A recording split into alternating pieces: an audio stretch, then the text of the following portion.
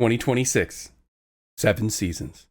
Oh! All right, yes. We're going into season 7, and I will be revealing the cast. But have you heard of Conquest Podcast yet? That's right. It's the best podcast on YouTube, hosted by myself, Mr. Quest, and Pira Kong of Designing for Conquest. Get it? Ha ha ha. No, seriously, it's a lot of fun. We've already had 3 episodes. We're going to do an episode every first Sunday of the month. Please go head on over to youtube.com/Conquest Podcast. Give that a sub. Tune in for the live shows. And if you can't make the live shows, hey, they're all there for you to listen later. It's a lot of fun. We'd love to have you there. We want more questions and engagement. Please do it. Thank you. All right, so first off, again, it can't be said enough because it is always true, and it becomes truer with every passing moment. Thank you so much to everyone who supports this show. The patrons most of all, and also anyone who watches, likes, comments, spreads the word, shares the videos around.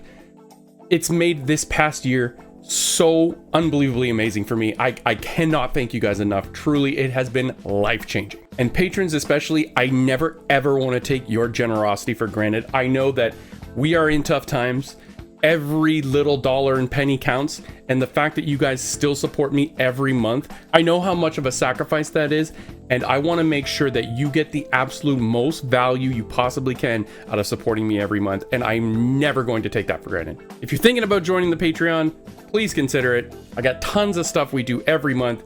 You get a special role in the Discord that lets you into the VIP chat, gives you access to all the Patreon archives, including all the uncensored episodes, all the raw trivia episodes, that is, all of the trivia without anyone talking over it. It's just the actual game in case you ever want to play with your friends. All the react streams that we do monthly, those are all there. You get to participate in the monthly contests, which are so much fun. You get to submit a react video that I'll react to every month. You join the waitlist to get a song into the Tarvould's Test trivia episodes, which is right now reserved for all my $12 tiers, and that is capped out right now. But if you join the $10 tier, you'll get added to the waitlist, and if anybody drops out, you'll move on up. Editing Tarvould here, forgot to mention, I'll also make you a nice little emote. It could be whatever you want. And if you're at a certain level, I'll say your name in the credits with this little emote next to it, and it gets added to the Discord. And the backlog quest. Okay, so I have a reward called the backlog quest, where I let you guys vote on a game that I'm going to play on stream. I pick like 15 games I have in my backlog back here, and I say, all right, you guys decide and I'll play it. This hasn't gone exactly how I expected it to. What I find is happening is that the votes very much get split, and then that kind of fractures the audience, and only the people that actually voted for that game actually show up and want to see it, and even then, not a whole lot of you did. And I also noticed that every time I scheduled a live stream to play one of these backlog quest games, I would just lose subs, because I think what's happening is a lot of people are just subbed to the channel to see the trivia, and when they see me streaming, you know, Mega Man X command mission, they'll go, what the hell? Bye. So I think I want to change this up a bit. Instead of voting for like a niche game every month or however long it takes me to beat one, I've had a lot of fun in the past playing through an entire series chronologically, as in chronologically in the release date order. I want to do that more. That's so much fun. So I think I'm just going to have one big vote every now and then, and you guys can pick the series, and I'll start at the very first game and make my way through all of them. I love doing that because I love to see the good and the bad of a series, and I love to see how it evolves through the time.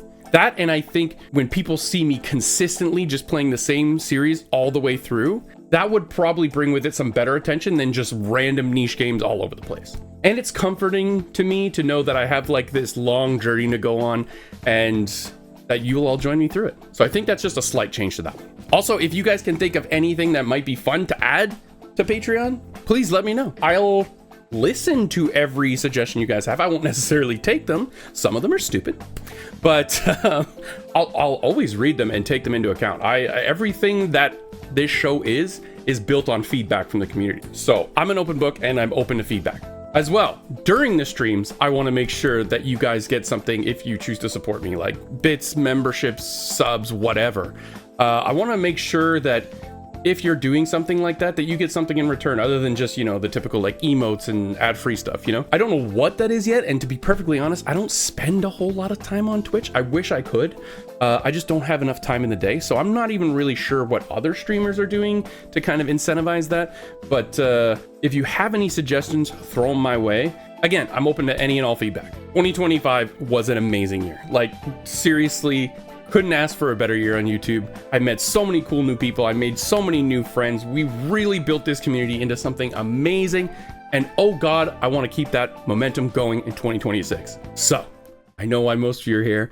Let's talk about Season 7 of Tarvould's Test Video Game Music Trivia, okay? Let's reveal the cast. Now, before I reveal who's on this test, I want to tell you the criteria it takes to be on this Season 7. And it's quite simple. They've played before, but they've never won a game. That's it. From Season 1, Episode 1. One of the true OGs of the test, who at the time was a complete stranger taking a chance on this silly game show from this tiny little YouTube channel. I am so happy to be welcoming back King K to Season 7. I can't thank him enough for being on the pilot episode of the show, and I also can't apologize enough for him being on the pilot episode of the show. It's a rough watch nowadays, but like I mentioned earlier, it's kind of cool seeing how the show has evolved after watching the first episode. God, that before and after round. It was ass. But I'm so looking forward to having him back to experience a much more polished version of the show. Thanks again, friend. I owe you big time.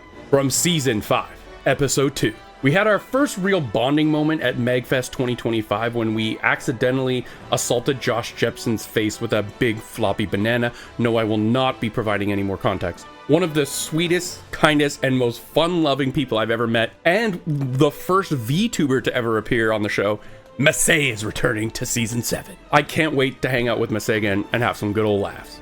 From Season 2, Episode 2. I unintentionally publicly humiliated this man for his taste in Forest Temple music to chill to and do work to, all the while he was sick as a dog. But he powered through and showed up anyway, and I can't thank him enough for that. I figured of most people who have been on the show before, this guy deserves a second chance. Madular is returning to the test. Rep it for the Canadians, brother. You got this. From Season 6, Episode 1. This guy has posed some incredibly thought-provoking questions during his last appearance. Philosophical mind pieces such as, does Kirby eat pussy? And is Nemesis just a giant cock stalking women in the streets of Raccoon City? Honestly, that was probably the most fun I've ever had on an episode before. I am so excited to welcome back the hilarious Kadikarus. He's such a great guy, super easy to get along with, and busts me up every time. Top tier DILF. Dad's into legit fire soundtracks. From Season 5, Episode 1. I already mentioned a Canadian brother, but I had to get a Canadian sister on here as well.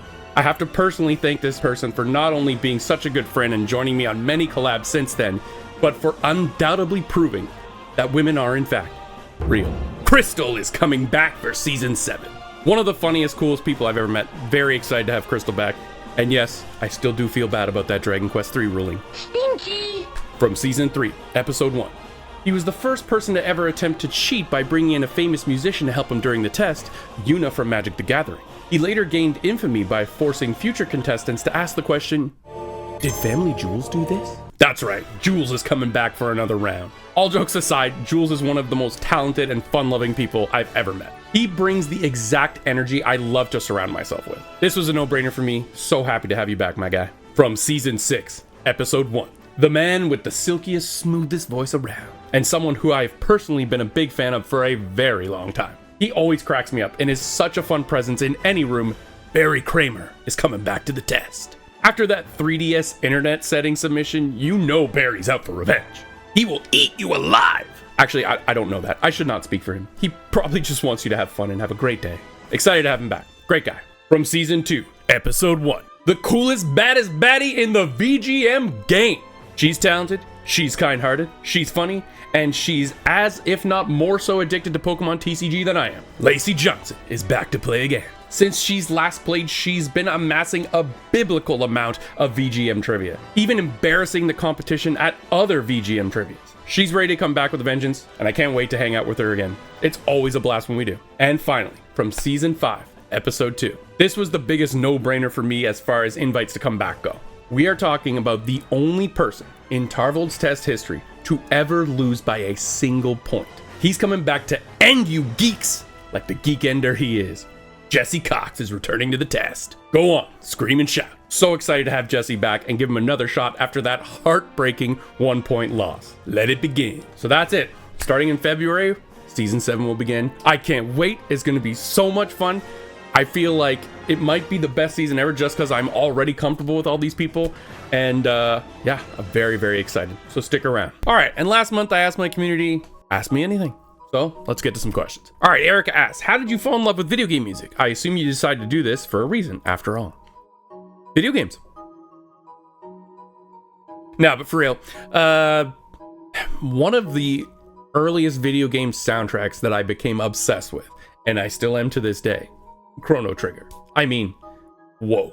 That is the game that made me fall in love with video game music. I was like a band geek in school too, and I would just like wish and hope that I could play World Revolution with like the band, the high school orchestra, to the point where I would like write my own music and attempt to get other people to play it. It never worked. I only got like maybe one other person to do it, but Chrono Trigger is definitely the one that set me down this path. The Danby asks, forget dream guess, who's your nightmare guess for Tarvold's test? Coney, don't dare come on. Don't you dare fucking do it. Never come on the show, Coney. Don't. Michael Flores asks, who are the top 10 hottest Sonic characters?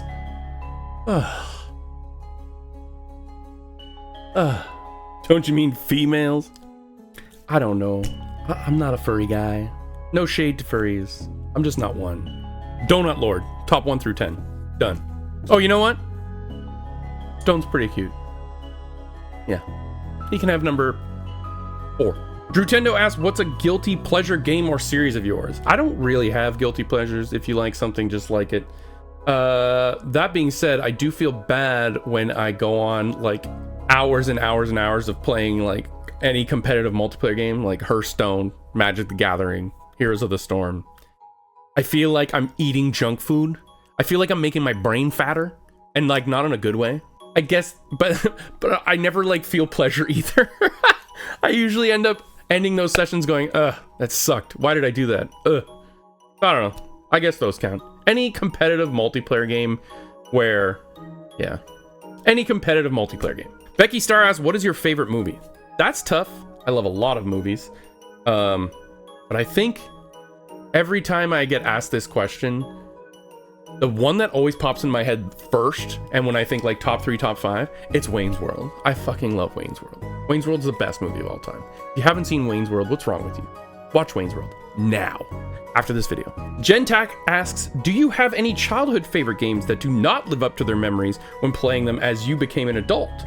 If so, what are they and what was the difference?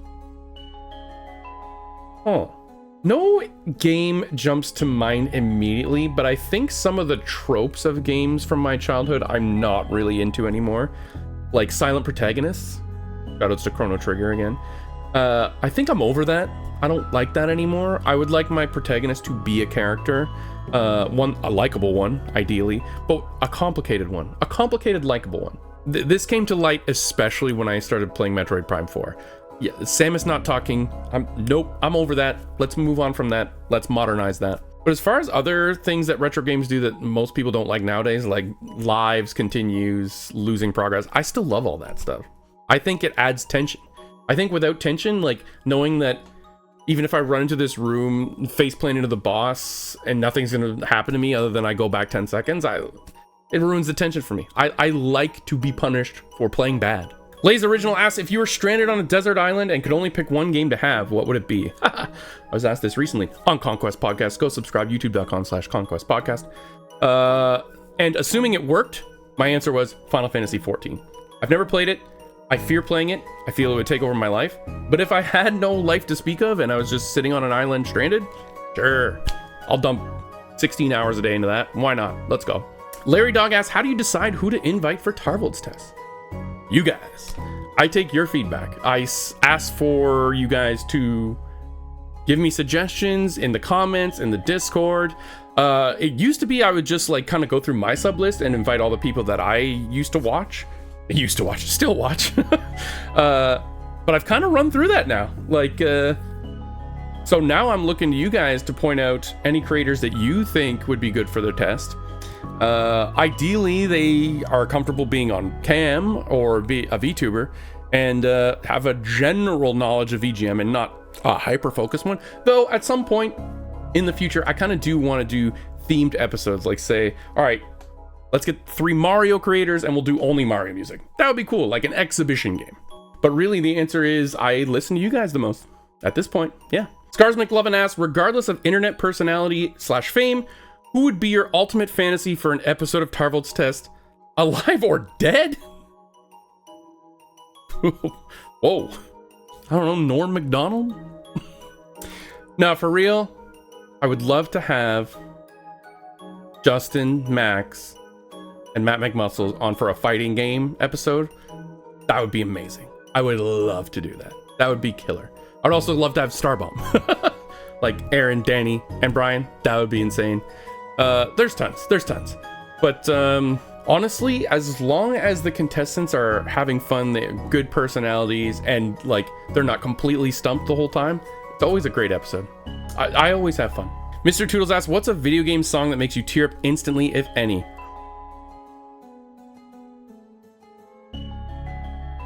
Probably Why from Crisis Core.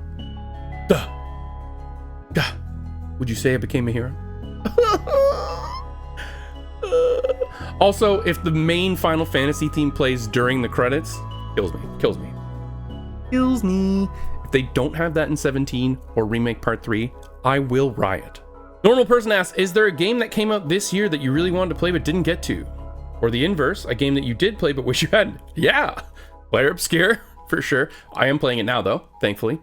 And Metroid Prime 4. Oh no. Those are pretty easy, but that's just the truth. Ruda Bagel asks, what are your top 10 favorite games of all time in no particular order? I haven't thought about that in a very long time. I did have a list.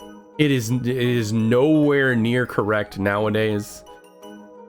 Oh man. I might have to sit here for like 20 minutes to think about that. Okay. In no particular order, sure. Let's do Final Fantasy X, Chrono Trigger, Final Fantasy Rebirth, 7 Rebirth, Final Fantasy Tactics. I know, I'm a basic bitch. F-Zero GX, Metroid Dread, Mega Man X4, Symphony of the Night, man, probably Smash Ultimate.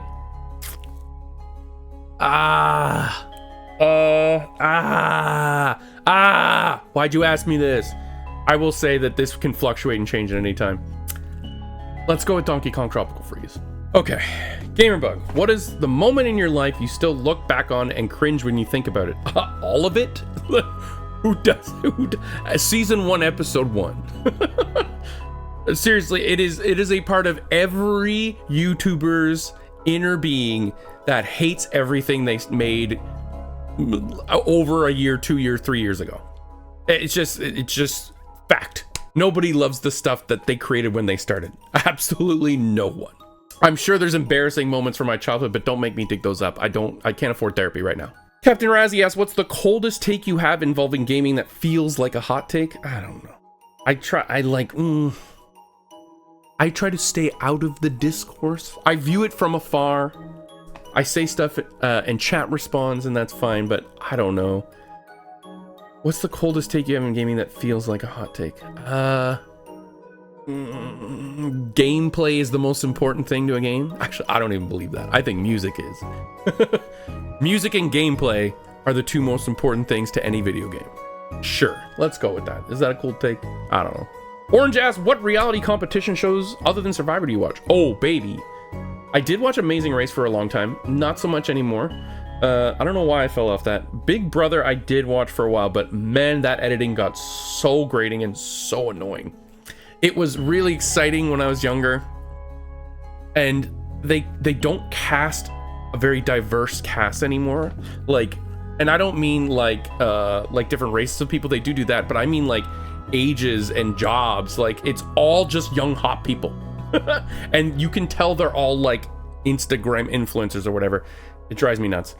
But The Traitors, God, I love The Traitors. So good. If you haven't watched The Traitors, watch The Traitors. It's funny too, because The Traitors pulls in different people from all these other reality shows. I did watch The Bachelor for a while too with my wife, but no, we fell off that as well. But it is exciting to see someone we recognize from all these other shows. Really cool. Red Ace asks, if you were to think of any improvements you would like to make to the monthly contest brackets, What would you do? Well, I mean, if I thought of them, I would just put them in. But if you guys have anything that you think would make those contests better, let me know. I think they're running great. I have a ton of fun every time. Super, super fun to have guests on too. But yeah, I don't know. Hey, again, I'm open to feedback. You guys let me know. Jack Frost asks, when will you play Piglet's big game for the channel?